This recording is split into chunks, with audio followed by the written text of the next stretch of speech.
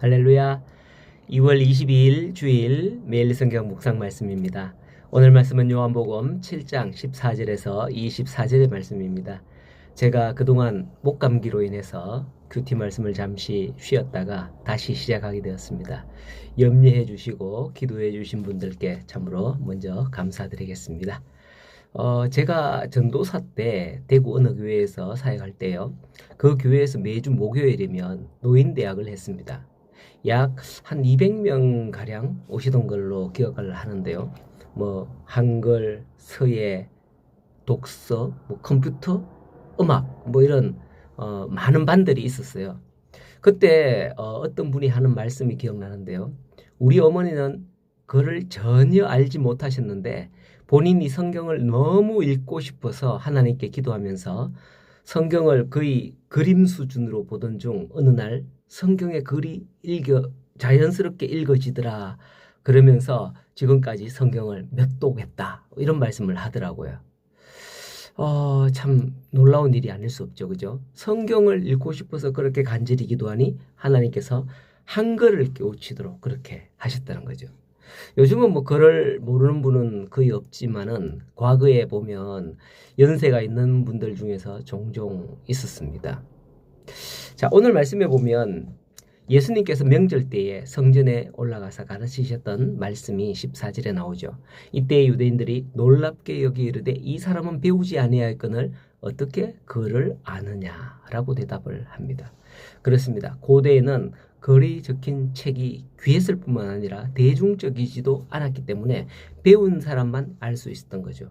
예수님은 더구나 예루살렘 출신이 아니라 저 북쪽 갈릴리 북쪽 변방 사람이었기 때문에 그를 알지 못하는 게 당연한 것이었습니다.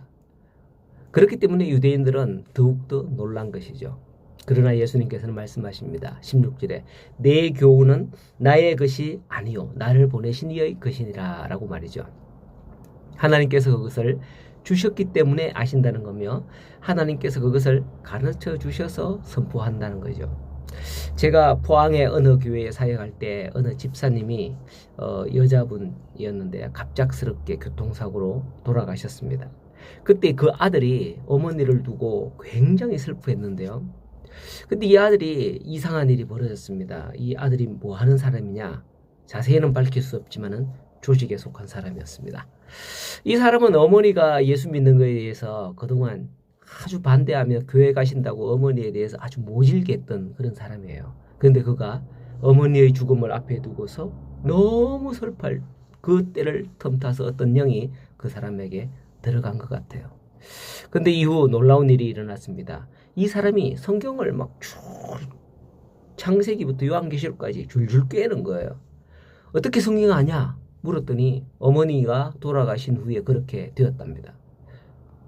나도 모르게 저절로 그렇게 되었다는 거죠.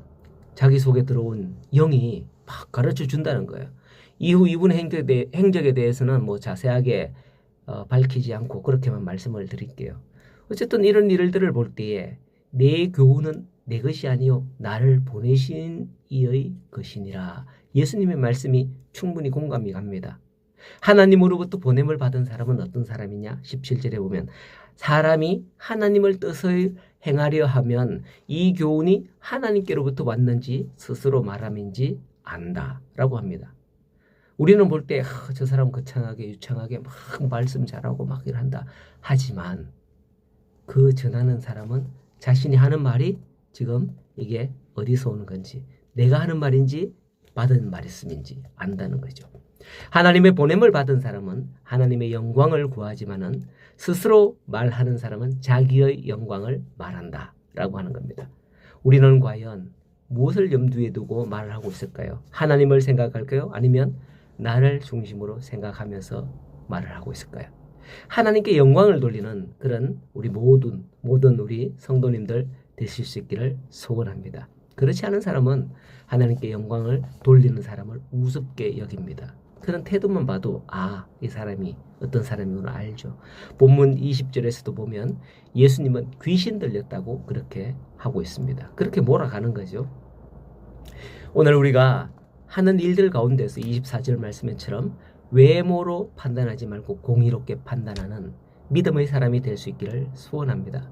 하나님께 속한 자는 하나님의 일을 생각한다라고 했습니다. 마태복음 16장에 예수님께서 베드로에게 이르되 사탄아 네 뒤로 물러가라.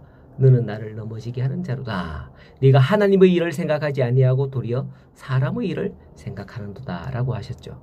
즉 예수님께서는 베드로가 십자가의 길을 막으려 하자 하나님의 일을 생각하지 아니하고 네가 사람의 일을 생각한다라고 책망하셨던 겁니다. 로마서 8장 5절 말씀에도 보면 육신을 따르는 자는 육신의 일을, 영을 따르는 자는 영의 일을 생각하나니 라는 말씀을 하시죠. 이 말씀은 하나님께 속한 자는 성령의 일을 생각한다라는 말씀인 거예요. 오늘도 주일, 거룩한 주일인데요. 하나님께 속한 자의 삶을 살아가는 우리 성도 여러분들 다 될 수 있기를 간절히 소원합니다. 교회에서 뵙겠습니다.